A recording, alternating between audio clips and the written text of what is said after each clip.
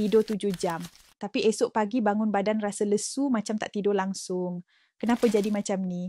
Bukan tidur saja tapi kualiti tidur tak deep, deep sleep rendah, otak dan otot tak sempat recharge sepenuhnya. Stres dan hormon tak stabil.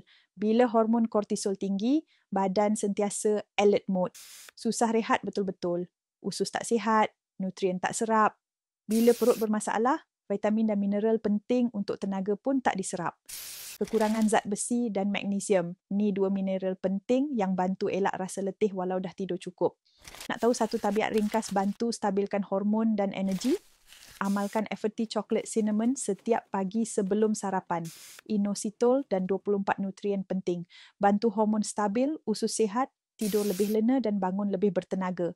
Kalau awak nak mula reset hormon dari rumah, subscribe sekarang dan grab FRT semasa live. Beli 2 jar, dapat 26 video protokol Dr. Rai dan jimat hingga 50%.